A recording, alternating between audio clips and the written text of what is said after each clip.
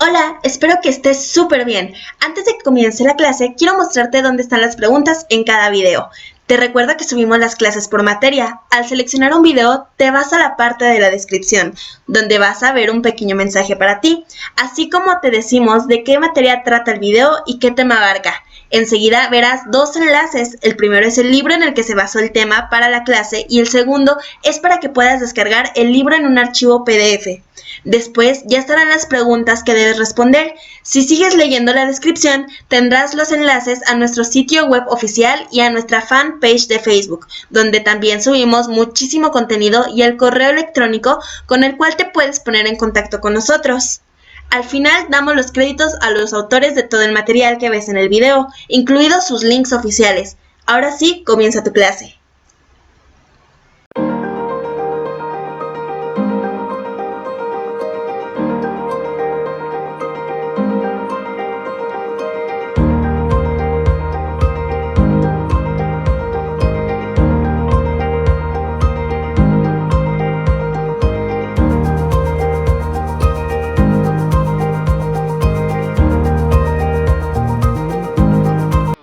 Hola, bienvenidos a mi blog.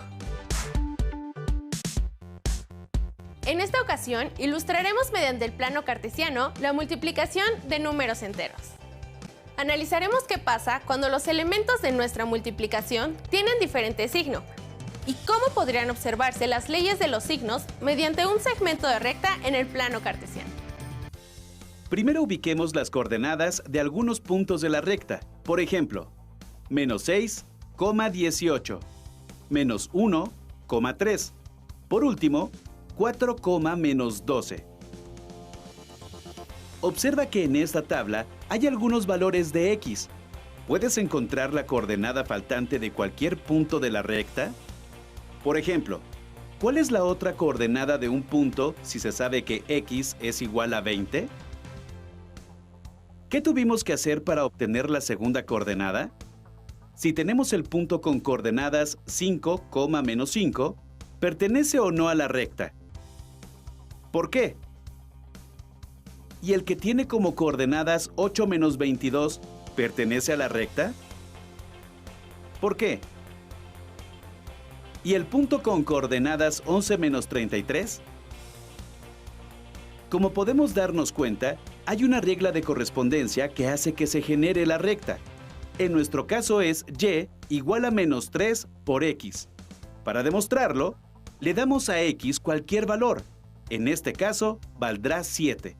Para eso, sustituimos su valor en la regla de correspondencia y tenemos las coordenadas del punto 7, menos 21. Este punto se encuentra dentro de la recta. En este otro caso, tenemos una tabla con valores de x que van del menos 4 al 4. Y la regla de correspondencia de y es igual a 3 por x. ¿Qué valores obtendremos al sustituir x por los valores en nuestra tabla? ¿Puedes imaginarte el aspecto que tendrá la recta que trazaremos con estas coordenadas? ¿Puedes encontrar un punto de la recta que no aparece en la gráfica, pero está en la recta? Por ejemplo, cuando x es igual a 5. Gracias a la regla de correspondencia, podemos saber si un determinado punto está en la recta sabiendo solo un valor, sin necesidad de recurrir a su gráfica. Con base en lo anterior, ¿cuál es la coordenada y de un punto si se sabe que x es igual a 25? Ahora bien, si tienes el punto con coordenadas 5, 10, ¿pasaría la recta por ese punto? ¿Y por el punto con coordenadas menos 5, 12? ¿Cuáles son las diferencias que encontramos cuando comparamos las dos gráficas? Si observamos los puntos de ambas gráficas, encontramos que cualquier punto de una es el simétrico de la otra. Por ejemplo, 2, menos 6 y 2, 6. Basándonos en este ejemplo, ¿podríamos afirmar que cualquier valor que se asigne a las variables cumplirá con lo anterior? ¿Por qué? Si observamos las dos reglas de correspondencia, nos percatamos que son semejantes, solo cambia el signo de la pendiente. ¿Qué obtuvimos cuando la pendiente era negativa y la multiplicamos por un entero negativo? ¿Y cuando la multiplicamos por uno positivo? ¿Y cuando la pendiente era positiva, qué ocurría cuando la multiplicábamos por un número negativo y por un positivo? En conclusión, podemos decir que al multiplicar números con igual signo, se obtiene un número positivo, y al multiplicar número con signo distinto, se obtiene un número negativo. Las conclusiones a las que acabamos de llegar se conocen como la regla de los signos para la multiplicación. Ahora bien, ¿crees que podrías encontrar las coordenadas de esta gráfica? Para resolver este ejercicio, utilicen una hoja cuadriculada. Háganlo con ayuda de sus compañeros y de su profesor. Yo soy América y nos vemos en el próximo Blog de las Matemáticas.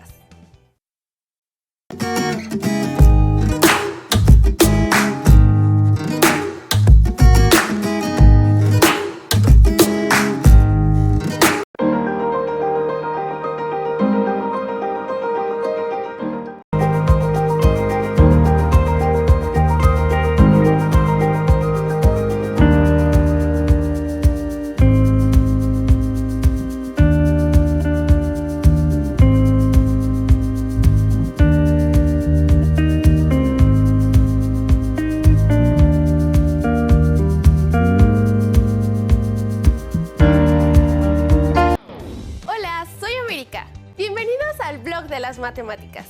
Hoy hablaremos sobre unas multiplicaciones, pero no de cualquier tipo. ¿Qué pasaría si usáramos números negativos? ¿El resultado sería negativo o positivo? Veremos algunas situaciones que se pueden presentar en nuestra vida y que nos darán la respuesta. Juan ha contratado un servicio de teléfono celular. Cada mes su compañía telefónica le cobrará 300 pesos que descontará de su cuenta bancaria. ¿Cuánto dinero habrá pagado después de un año? Los 300 pesos que paga Juan son una cantidad fija que se le va quitando al dinero que tiene en su cuenta bancaria. Por eso se puede representar como una cantidad negativa, como si fuera una deuda o un faltante. Representemos lo anterior como menos n. A lo largo del año, esa cantidad se va sumando. Por lo tanto, para poder calcular la cantidad de dinero que Juan pagará, podemos sumar repetidamente la deuda. Pero como es una suma repetitiva, podemos verla como una multiplicación. Es decir, Juan multiplicará la cantidad mensual por el número de meses para saber a cuánto ascenderá su deuda. El resultado debe ser una cantidad negativa, ya que representa una deducción o pérdida de dinero de la cuenta bancaria de Juan. Así que, en este caso, se hace la siguiente operación. Por lo tanto, Juan ha gastado 3,600 pesos, o en otras palabras, tiene menos 3,600 pesos en su cuenta bancaria. Hemos ilustrado que al multiplicar un número positivo por uno negativo, se obtiene un número negativo. ¿Qué ocurriría si cambiamos el orden de estos términos? Es decir, ¿y si multiplicamos un número negativo por uno positivo? Analicemos esta situación. En el edificio de Ana, se destinan a la semana 125 litros de agua de la cisterna para regar el jardín del edificio. ¿Cuánta agua se utilizó en 20 semanas? Al analizar las cantidades, vemos que los 125 litros son una merma al agua que llega a la cisterna del edificio de Ana. Al realizar el cálculo de cuánta agua se utilizará, representamos esta cantidad con un número negativo, ya que es una pérdida, y lo multiplicamos por las 20 semanas. Por lo tanto, hay una pérdida, representada por un número negativo, de 2,500 litros. Analicemos lo que acabamos de hacer en las dos actividades anteriores. En la primera, el segundo factor de la multiplicación es un número negativo, y el producto resulta ser negativo. En la segunda, el número negativo es el primer factor, y también el producto resultó ser negativo. Lo anterior se puede representar de la siguiente forma. Pero, ¿qué pasaría si las dos cantidades de la multiplicación son negativas? Veamos la siguiente situación que ilustra este caso. Pedro solía comprar 150 pesos en refrescos al mes. Sin embargo, para cuidar su salud, ha decidido dejar de consumir refresco. ¿Cuánto dinero ha dejado de gastar en 5 meses? Lo primero que hacemos para resolver el problema es analizar los datos que tenemos. La cantidad que gastaba Pedro la representaremos con un número negativo. Los 5 meses en los que se abstuvo de consumir refresco los podemos representar también como un número negativo, ya que en ese periodo no hizo ninguna compra. Una vez planteada la operación, la resolvemos, lo cual da como resultado 750. Ahora bien, si el gasto que Pedro hacía se representó como una cantidad negativa, entonces la cantidad que no gastó resulta ser un ahorro, de modo que debe representarse como un número positivo, ya que es lo contrario a un gasto. Por lo tanto, los 750 pesos se deben representar como una cantidad positiva. Lo anterior es una ejemplificación de que el producto de dos cantidades negativas da como resultado una positiva. Podemos resumir lo anterior de una manera muy simple. Cuando los factores tienen los signos contrarios, el producto será negativo. Cuando tienen el mismo signo, el producto será positivo. A esto se le conoce como la regla de los signos para la multiplicación. No me queda más que invitarlos a la próxima emisión del Blog de las Matemáticas. ¡Hasta luego!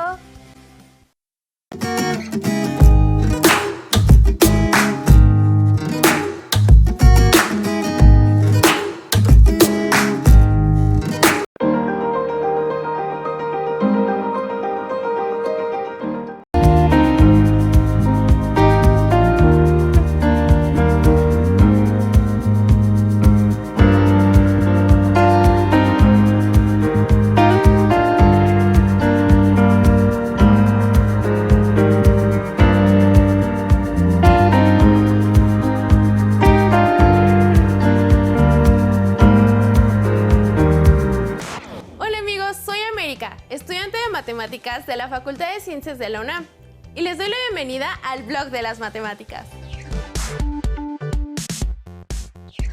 Como recordarán, la ley de los signos determina el signo del resultado de una multiplicación con dos factores. Pero, ¿cuál será el signo del resultado si hay más de dos factores con diferente signo? Acompáñenme a descubrirlo. Tenemos una tabla que tiene -5 de un lado.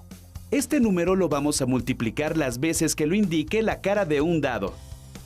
Por ejemplo, si el dado cae en el número 3, obtenemos -5 por -5 por -5, lo cual nos da como resultado -125. ¿Pueden encontrar la relación entre el número de veces que se multiplicó el -5 y el signo de su resultado? Terminemos de llenar la tabla. ¿Y ahora pueden encontrar la relación? Como pueden darse cuenta, siempre se obtendrá un resultado negativo si hay un número impar de factores negativos en una multiplicación. En cambio, cuando el número de factores negativos es par, siempre se obtendrá un número positivo. Por ejemplo, si en vez de lanzar un dado lanzáramos 2, para obtener la suma de las caras de los dados, del 7 al 12, podríamos saber los signos de los resultados antes de realizar las multiplicaciones. Por otra parte, observen que al multiplicar todos los resultados por -1, obtenemos el número opuesto o simétrico al factor inicial. Si hiciéramos el mismo juego, pero el número que se multiplicara fuese el 2 positivo, ¿qué obtendríamos? ¿Cuándo se obtiene un resultado negativo? Ahora, ¿qué pasaría con los resultados que recién obtuvimos si los multiplicamos por -1? Pueden poner pausa al video para que completen todas las tablas y comenten las respuestas con su maestro y sus compañeros de grupo. Ya vimos cómo cambia el signo del resultado de acuerdo con la cantidad de factores negativos que se tengan en la multiplicación. Pero, ¿qué pasa en el caso de la división? Veámoslo con el siguiente ejemplo. 3 socios pagarán por partes iguales una deuda que dejó su empresa por 2.493.396 pesos. Tomando en cuenta que una deuda puede considerarse como una cantidad negativa, ¿cuánto va a perder cada uno? Para encontrar esta cantidad, se divide el total de la deuda entre los 3 socios. Observen que el divisor 3 debe tener signo positivo porque no tiene sentido decir menos 3 personas. El resultado representa la pérdida que cada uno de los socios tendrá, así que esa cantidad es negativa. ¿Qué pasaría si en lugar de calcular la cantidad de dinero que cada socio debe pagar, nos interesara saber el número de socios? Dividimos la deuda total entre la deuda que cada socio debe pagar. De nuevo, como estamos hablando de personas, el resultado no puede ser negativo. Así pues, las leyes de los signos también se cumplen para la división.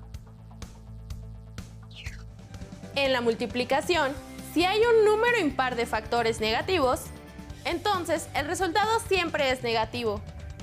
Si el número de factores negativos es par, entonces el resultado es positivo. Ahora ya podemos responder la pregunta que se hizo al principio. ¿Cuál será el signo del resultado si hay más de 2 factores con diferente signo? También para el caso de la división, si uno solo de sus elementos, el dividendo o el divisor, es negativo, entonces el cociente es negativo. Y si ambos son positivos, el cociente también es positivo. Nos vemos en el próximo blog de las matemáticas.